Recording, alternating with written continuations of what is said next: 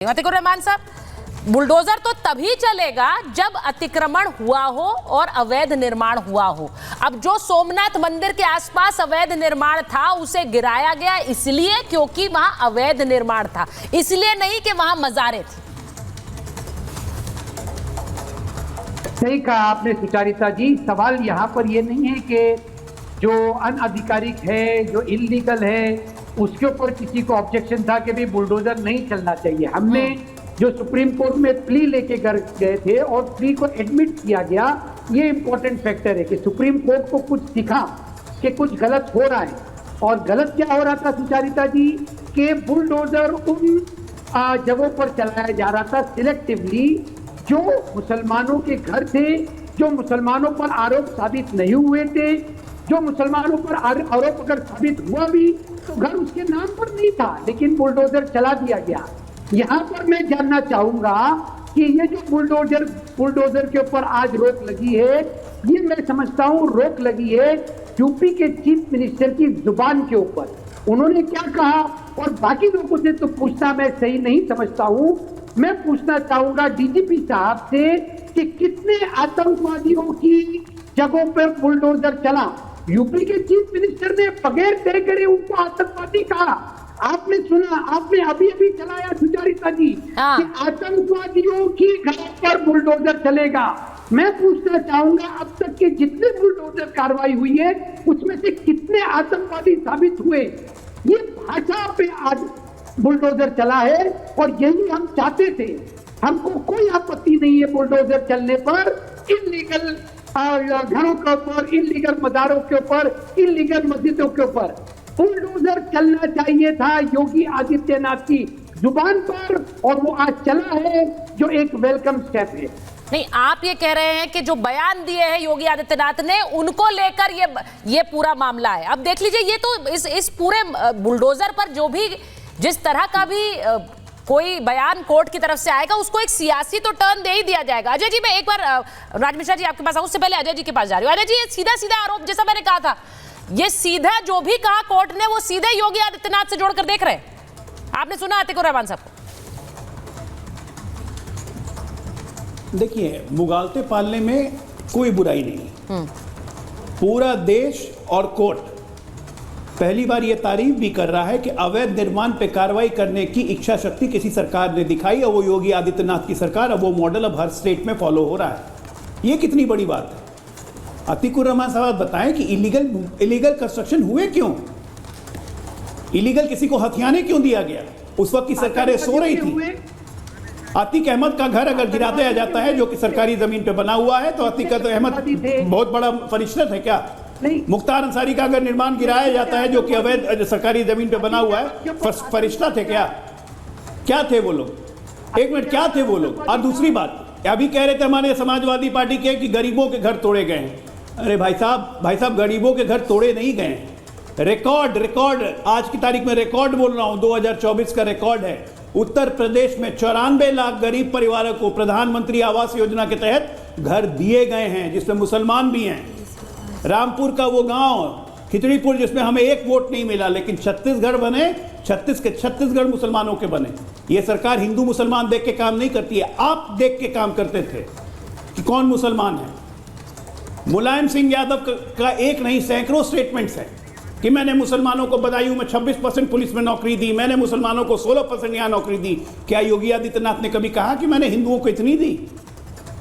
जो सरकार हिंदू मुसलमान देख के काम करे वो आप लोग की सरकार थी, हमारी सरकार नहीं है। हम बड़ी बात कह रहे हैं, आवाज दिया है, 4 करोड़ घर और देने जा रहे हैं, हमारे बजट का घोषणा है। वो बड़ी बात कह रहे हैं दानिश साहब, वो कह रहे हैं कि नौकरी दी जाती है, कोई भी सरकारी सुविधा दी जाती है, उसमें हिंदू मुसलमान देखकर नहीं लेते, लेकिन बुलडोजर एक्शन पे आप लोग बार बार कहते हैं कि देखिए मुसलमान को देखकर एक्शन हो रहा है, मुसलमान के घर गिराए जा रहे हैं। कोर्ट ने आज कहा है धर्मनिरपेक्ष देश है, कार्रवाई तो होगी अगर अवैध निर्माण है, फिर वो मंदिर पर भी होगी, मस्जिद पर भी होगी।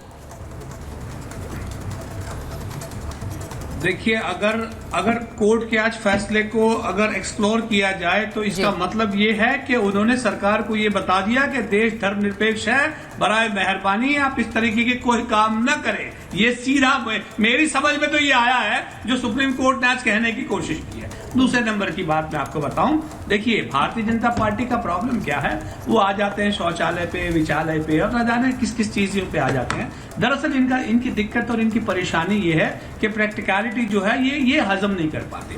मैं आपको दिखाऊं, गुजरात की जो आप बात कर रहे हैं ना, गुजरात की पाटन जगह की, पाटन की जहाँ का डिमोलिशन की बातचीत चल रही है, ये फोटो देख लीजिए आप। ये मंगोल शाह बाबा का मज़ार है, ये देखिए। नहीं, आपको दिखाने की जरूरत नहीं, मैंने विजुअल चला दिया आपके लिए। ये वो जगह है, सुनिए ये वो जगह है जहां अंग्रेजों के खिलाफ मुखालिफत करते हुए इस जंगे आजादी के दीवाने वहां से वो करते थे, लड़ाई किया करते थे। इस जगह को ढाया गया है। अब आप मुझे बताइए कि हिंदुस्तान की ये तारीख है, इसको आप बुलडोजर जस्टिस कहेंगे?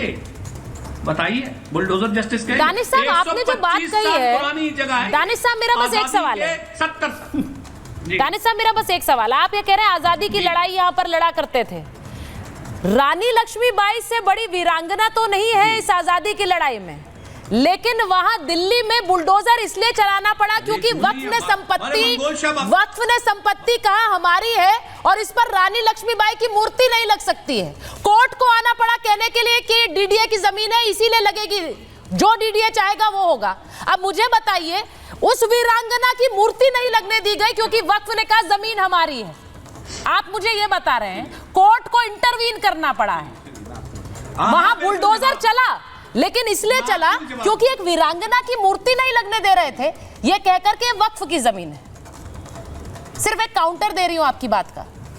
देखिए, सुनिए मेरी बात। सबसे पहले तो हाँ, मैं बिल्कुल उसका जवाब भी दूंगा। इस देश में हमने एक बहुत बड़ा ऑर्गेनाइजेशन का नाम भी सुना है जो कागजों पे नहीं है, कई सालों तक उसके वहां पर ध्वजारोहण, भारत का झंडा नहीं फहराया गया, उनका अपना झंडा फहराया गया। तो उस पर कभी सुप्रीम कोर्ट ने संज्ञान लिया है? नहीं लिया, लेगा भी नहीं, क्योंकि अगर किसी की निजी प्रॉपर्टी है, वक़्फ़ के पास अगर अपनी प्रॉपर्टी है, उसके पास अगर प्रॉपर रिप्रेजेंटेशन है, तो फिर भाई क्यों आएगा? अभी मैं ये कहूंगा कि आप रानी लक्ष्मीबाई जी की मूर्ति जो है आपके स्टूडियो में लगा दीजिए। हम बहुत बड़ी मूर्ति लगाना चाहते हैं आपके स्टूडियो तो क्या वो आपकी जगह थी?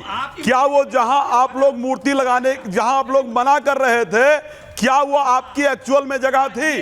सच्चाई तो ये होती है कि जो चीजें आपके हिसाब से होंगी उसको आप एक्सेप्ट कर लेंगे। अभी सोच लीजिए, अभी जब बात हो रही थी कि सुप्रीम कोर्ट ने कह दिया कि मंदिर, मस्जिद, कोई भी लीगल कंस्ट्रक्शन है उसको हटाया जाएगा, आपको लगता है कि वो डिसीजन जी योगी जी के खिलाफ हुआ है इसलिए सुप्रीम कोर्ट आज ठीक है। लेकिन जिस दिन सुप्रीम कोर्ट कहता है कि जी हलाला पर बैन किया जाएगा, जिस दिन सुप्रीम कोर्ट कहता है कि वहां रानी लक्ष्मीबाई की मूर्ति लगानी चाहिए, जिस दिन सुप्रीम कोर्ट कहता है कोई मजार हटा दी जानी चाहिए, उस दिन आप कहते हैं नहीं जी सुप्रीम कोर्ट तो, हम तो यहां खतरे में आ गए, जो यहां का समाज है, जो यहां की कम्युनिटी है वो खतरे में आ गई, जो आपकी कम्युनिटी स्पेशली वहां माइनॉरिटीज यहां पर खतरे में आ गए। तो सबसे पहली बात तो ये है कि आप पहले अवैध कब्जा करें और अवैध कब्जा करने के बाद अगर उसको हटाने की बात की जाए तो वो चीजें आपके अगेंस्ट चली जाती हैं।